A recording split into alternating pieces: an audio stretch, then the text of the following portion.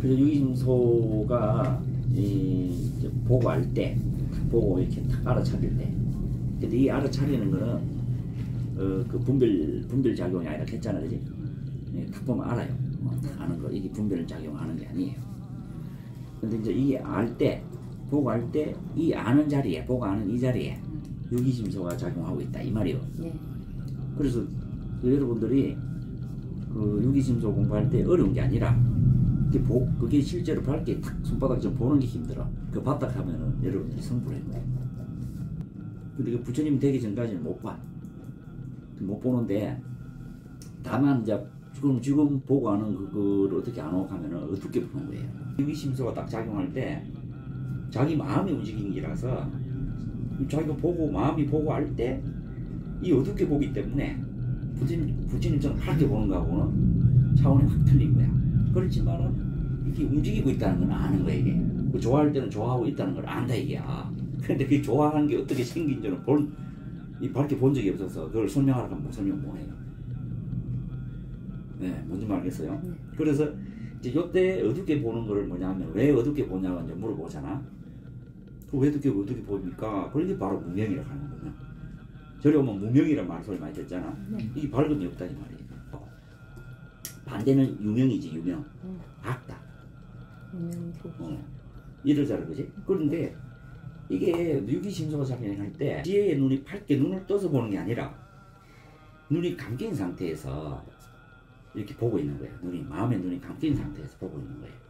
그렇기 때문에 이게 유기심소 작용하는 거는 감지해서 알지만은 부처님처럼 밝게 못 보는 거야. 그래서 결국은 근본적으로 무명 때문에 자기 마음이 어둡게 작용하는 무명 때문에 이걸 밝게 못 본다. 그 중요한 거는 부처님은 이 무명이라는 게 타파돼 버리단 말이에요. 무명 타파하는 말 들어봤거든요. 그 마음의 어두운 작용이 타파돼 버린 거야. 그럼 이거 언제 타파되라고 하면은 마음의 눈을 탁 떴을 때 마음이 보기 때문에 눈을 떴다 감았다 한단 말이에요. 이 두 눈 감았다 하는 것처럼 마음이 열렸다 열어봤다가 좁혀봤다 이런단 말이에요. 그럼 이게 확 열려서 보이는 거예요. 이게 무명타파야. 그래서 진짜 이거 어쨌든 깨쳤다 성불했다 이제 이 말은 마음의 눈을 떴다 이제 이 말이거든. 그 눈을 뜨고 보면 부처님처럼 훤히 보이는 거야. 이제 이 유기심소 작용이 작용하는 게 보이는데, 그리고 여러분들은 이제 쉽게 말해서 이걸 알 수는 있는데 마치 감지하듯이 알아서 작용한다는 걸 알아서 공부를 할 수가 있다 이제 이 말이에요.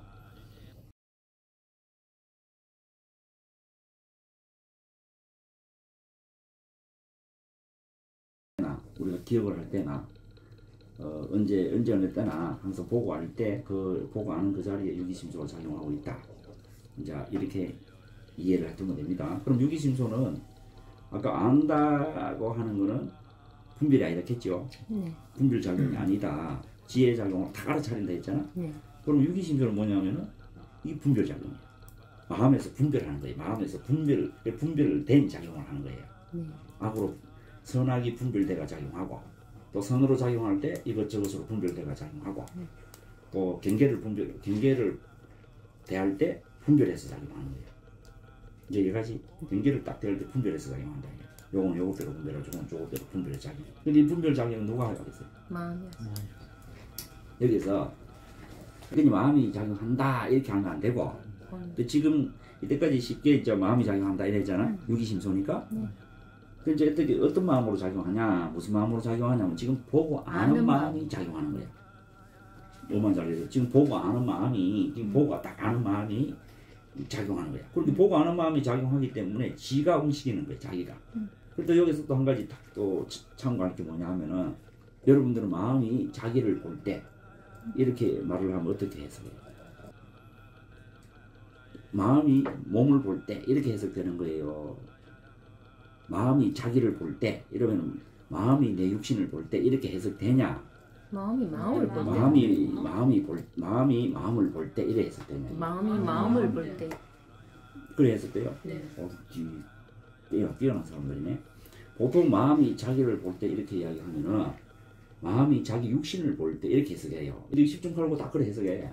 왜 그러면 자기라는 거는 몸을 자기라고 하기 때문에 그래. 몸을 자기라고 하기 때문에 마음 따로 몸 따로 본다 이 말이에요. 그 몸을 자기라 하기 때문에 마음이 자기를 볼 때 이러면은 마음이 육체를 볼 때 이렇게 해석하는 사람이 많다 이 말이요.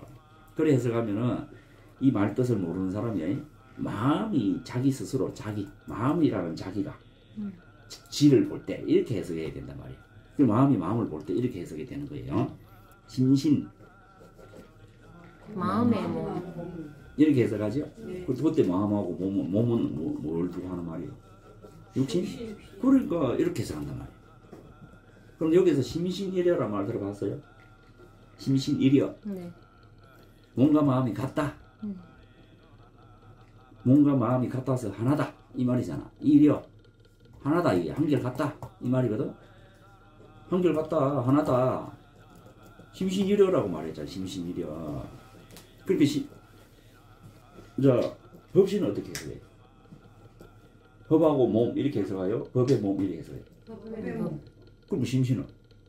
마음의 몸. 마음의 몸을 심신이라고. 이 몸은 육신이잖아. 이거는 육신이잖아. 육신. 이거는 육신. 그러면 법의 몸은 법신.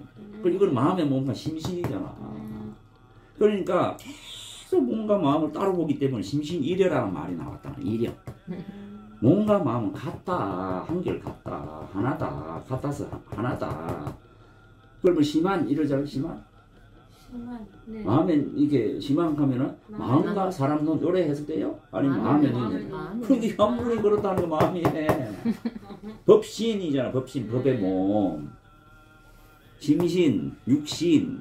근데 이 사람들이 마음을 몸으로 보지 않기 때문에 인식을 하지 않기 때문에 몸자가 뜨겁으면 다 분리시키 부리는 거야. 알아나요. 그래서 마음이 나를 볼 때 이래 되면은 마음이 자기를 볼 때야.